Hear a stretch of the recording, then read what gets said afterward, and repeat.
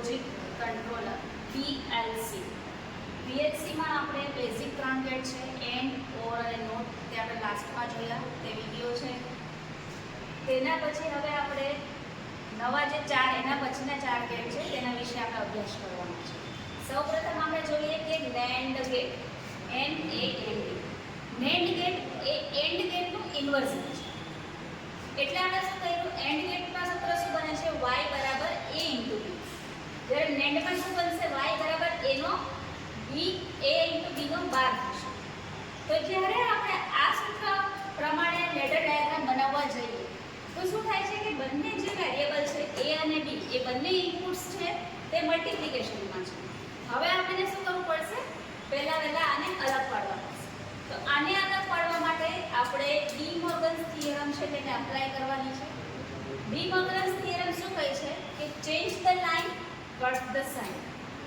તેના માટે આપણે શું કરીશું, અહીંયાથી આ જે ઉપરની બાર છે તેને આપણે કટ કરીએ છીએ. બારને આપણે કટ કરશું અને મલ્ટીપ્લિકેશનમાંથી પ્લસ લખશું. એટલે આપણું સૂત્ર બનશે y બરાબર a બાર પ્લસ b બાર. આનું ટ્રુથ ટેબલ આપણે ચેક કરીએ તો ઇનપુટ્સ 0 0 0 1 1 0 અને 1.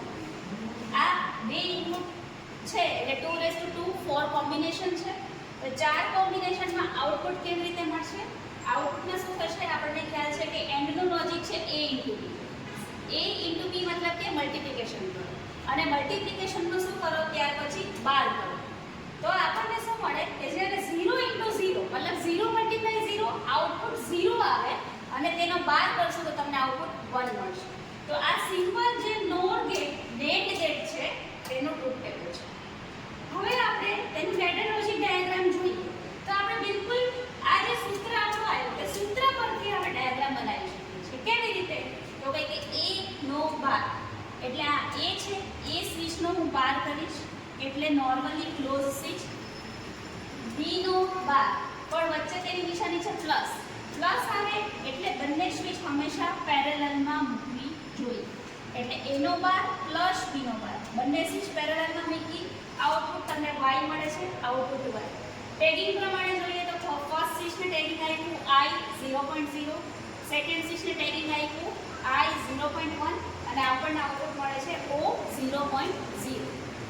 તો આનો મતલબ શું થાય છે, પ્લસ સાઇન છે એટલે શું કે જ્યારે a સ્વિચ ચાલુ નથી અને b પણ સ્વિચ ચાલુ નથી, આ બંને અથવામાં હોય ત્યારે તમે આઉટપુટને ઓન કરી શકો છો. હવે આવે છે NOR ગેટ, ઓરનું inversion. Same is NAND gate જેવું જ છે, માત્ર નિશાની બદલે છે. તો આપણે થોડુંક ફાસ્ટ જોઈએ. y બરાબર a પ્લસ b અને a નો બાર. a પ્લસ b ઓરનું સૂત્ર છે, ઓરનો બાર કરો તો તમને NORનું સૂત્ર મળશે.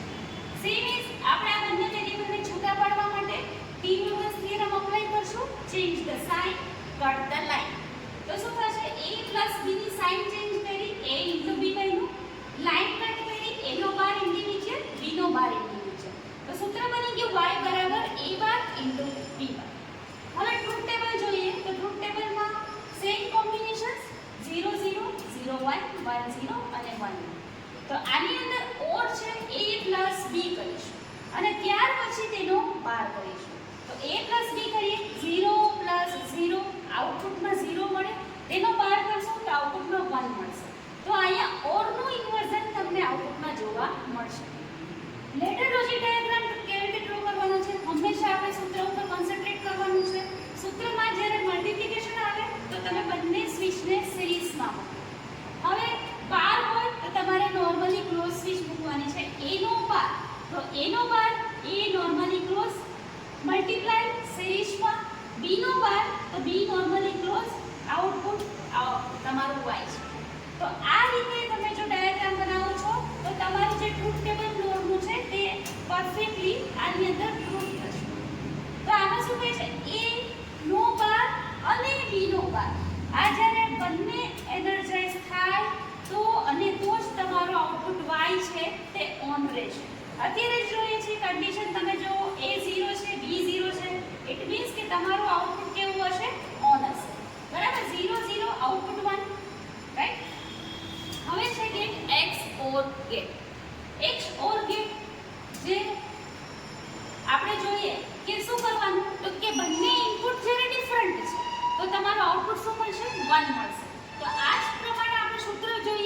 y બરાબર a નો બાર b પ્લસ a અને b નો બાર, બરાબર. તો આ જ સૂત્ર પ્રમાણે આપણે કોમ્બિનેશનથી ટ્રુથ ટેબલ બનાવીએ. તો ટ્રુથ ટેબલમાં શું આવશે? તો સેમ કોમ્બિનેશન 0 0 0 1 1 0 1 1. તો આની અંદર આઉટપુટ y કેવી રીતે શોધશું?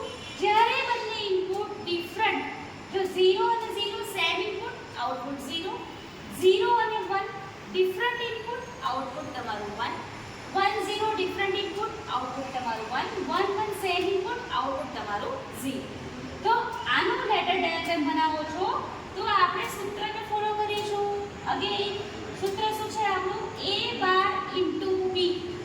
a નો બાર એટલે a નોર્મલી ક્લોઝ, b તો b એ સેમ કન્ડિશન નોર્મલી ઓપન, ત્યાર પછી પ્લસ છે પેરેલલમાં જોવાનું, a open normally open, b નો બાર તો b નું આપણે શું કરીશું? અહીંયા બાર કરીશું નોર્મલી ક્લોઝ. તો આ આપણું સ્ટ્રક્ચર બને છે. ટોટલ આપણે બે સ્વિચ મૂકી છે ડિફરન્ટ કોમ્બિનેશન્સમાં અને આઉટપુટ તમારું કયું છે? y. તો આપણે આઉટપુટમાં લીધું y. ટેગિંગ કરવામાં ખાસ ધ્યાન રાખવાનું છે. બે સ્વિચ છે, એક સ્વિચને આપણે આપ્યું y 0.0, સેકન્ડ સ્વિચને આપ્યું y 0.1 અને તમારું આઉટપુટ y છે o 0.0. ત્યાર પછી XNOR ગેટ, XOR ગેટનું ઇન્વર્ઝન કરશું. y બરાબર ab પ્લસ ab નો બાર. તો ટ્રુથ ટેબલ શું બનશે? 0 0 0 1 1 0 1 1 સેમ કોમ્બિનેશન. આની અંદર શું થશે? બંને ઇનપુટ સેમ તો તમારું આઉટપુટ છે તે 1. તો 0 0 સરખા, આઉટપુટ 1, 1 1 સરખા, તમારું આઉટપુટ 1. તો આની અંદર લેટર ડાયાગ્રામ આપણે કેના પરથી બનાવવાનું છે? ઇક્વેશન પર. ઇક્વેશન શું છે? y બરાબર a * b plus a bar * b, a * b નો બાર. હવે આપણે આમાં જોઈએ તો કેવી રીતે ઇક્વેશન કરશું? a બાર * b બાર. આપણે ઇક્વેશનમાં જોઈએ a * b, same a * b, a સિરીઝમાં b, તેનું inversion a bar * b bar, a normally close, b normally close, બંનેનું મલ્ટીપ્લિકેશન બંને સિરીઝમાં અને આ બંને સ્વિચ પ્લસ મતલબ બંને પેરેલલમાં, a b parallel, a b નો bar, a bar * b bar. તો જે રીતે સૂત્ર છે તે ફોલો કરીને કામ કરતા જશો તો લેટર ડાયાગ્રામ બનાવવાનું ઘણું સરળ પડી જશે. આઉટપુટ તમે જુઓ, output y same input i 0.0, i 0.1 અને આઉટપુટ તમારું o 0.0. આ ટેગિંગ ખાસ ધ્યાન રાખવાનું છે. તો આપણે બધા જ ગેટને જોઈ લીધા, and, or, not, NAND, not, XOR અને XNOR. બરાબર. દરેકનું ટ્રુથ ટેબલ, દરેકનું સૂત્ર અને દરેકનું લેટર ડાયાગ્રામ. આ આપણે જે લોજિક છે તે ખાસ ધ્યાન રાખવાનું છે. આ જ વસ્તુ આપણે જ્યારે રિયલ લાઈફમાં ઇમ્પ્લિમેન્ટ કરવાની છે પ્રોસેસની અંદર, ત્યારે તમારું આનું જે લોજિક છે કે અને એટલે સિરીઝમાં અથવા એટલે પેરેલલમાં સ્વિચ કે એક સ્વિચ અને બીજી સ્વિચ જો ચાલુ થશે તો આઉટપુટ સ્ટાર્ટ થાય તો તમે સિરીઝમાં મૂકો, અને એક સ્વિચ અથવા બીજી સ્વિચ ચાલુ થાય આ રીતનું હોય તો તમે એ બંને સ્વિચને પેરેલલમાં મૂકો. આ લોજિકને તમારે ઇમ્પ્લિમેન્ટ કરવા માટે ખાસ કરીને આ દરેક લોજિક ગેટની જરૂરિયાત પડે છે.